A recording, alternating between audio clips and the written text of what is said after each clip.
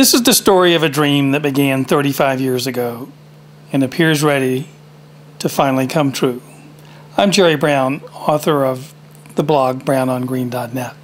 The dream belongs to this man, Bill Lostetter, founder and chief operating officer of SunTrac Solar of Golden, Colorado.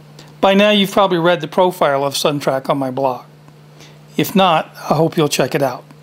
Lostetter's company produces a solar panel that uses a series of curved mirrors to track and concentrate sunlight to produce super hot water for commercial and industrial use. Water in the 140 to 250 degree range. Hot water in the average home reaches about 120 degrees. The SunTrac panel is designed for companies that need a year-round supply of very hot water. Places like hospitals and hotels, for example, that need large quantities of hot water for their laundries. Or restaurants and other food preparation and processing operations that need very hot water for preparing food and sanitizing their equipment. The challenge isn't using sunlight to produce hot water. That's relatively easy. The challenge is turning that into a profitable business. And that's the dream that appears to be coming true.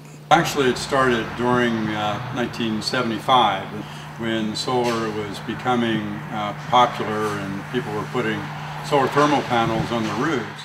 The story on my blog profiles SunTrac and provides some history of Lostetter's journey toward achieving his dream. This video shows what the SunTrac panels look like and how they're built. Personally, I find them elegant in their simplicity. So let's begin our tour. This long roll of aluminum will be cut into carefully measured sheets to become the reflectors that turn sunlight into heat. The assembly starts with two curved rigid pieces of aluminum that serve as the frame for the reflectors. The aluminum sheet is measured and cut, placed into the frame pieces, and bent to form a parabola.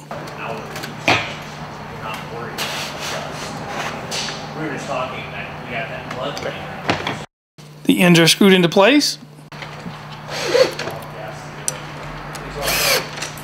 Brackets are added to the back to hold the two sides together.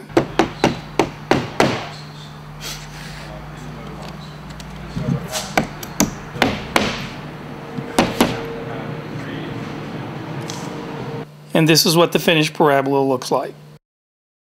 6 of the parabola-shaped reflectors are then mounted onto a manifold, which consists of 2 copper pipes running horizontally to form the top and bottom of the solar panel, and 6 smaller copper tubes that run vertically to connect the 2 pipes. Once they're attached, they're tested to make sure they'll move back and forth because they have to track to follow the sun as it travels across the sky from east to west. Yes, I'm building the box for the hot water solar panel, and on average it probably takes about an hour and a half to build. Basically, we take this manifold and parabola assembly, and as soon as I'm finished with the box over here, we'll just throw it right over. It fits right in there as long as the box is nice and square. And once we're done, we'll put the glass on and we'll swing it right over here. This is a finished product right here, and we can only stack these 5 high. One of the advantages of our panel is that it's covered with a glass plate, and the glass is 5 millimeters thick, 3/16 thick glass. It's tempered plate glass, low iron, so it has very high transmittance. And the advantage is that it protects all of the components that are inside. All the moving components, the bushings, the bearings, the motor assembly, the reflective material itself, and the sensors are all protected under the glass so that they don't have the environmental wear that exposed components do. The other thing is that because it's a nice sheet of glass, any snow or ice sloughs off it very, very quickly. There are a couple pieces that we haven't talked about yet. One is this electric motor. This is what moves the reflectors to track the sun. Since we have electronics and we have a motor, what we wanted to do was to make sure that the long-term reliability of the motor assembly was there, and we didn't have any short-term infant mortality failures for it. And so each one of the motor assemblies is burned in for 24 hours. And then after it passes, then we put the QC approval sticker on it. It's initialed and dated. And then there's this little device here, this is what tells the motor when to run. And so when the sun is shining equally on each of those sensors, they both have the same output that the computer looks at. So it says they're balanced and I don't need to move the motor.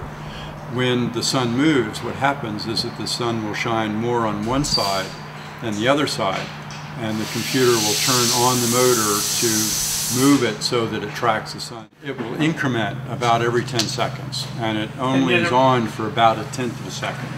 So it takes... So it runs how long in a day? It runs 2 minutes a day. I think that's amazing. It takes 1 minute to move it all the way from the east to the west. And then after it gets all the way to the west, it will take 2 minutes for it to return it to the, 1 minute to return it to the east. So it's only operating 2 minutes a day. And so it's tracking the sun over 6 hours from the east to the west. That's really about all there is to it. Here's a finished panel being used for test purposes. And here's a picture identifying the various elements to the panel. The motor goes at the bottom. It has its own enclosure so it can be removed easily if it fails. That's pretty much it. We're done with the tour. I hope you can understand why I think these panels are very elegant in their simplicity.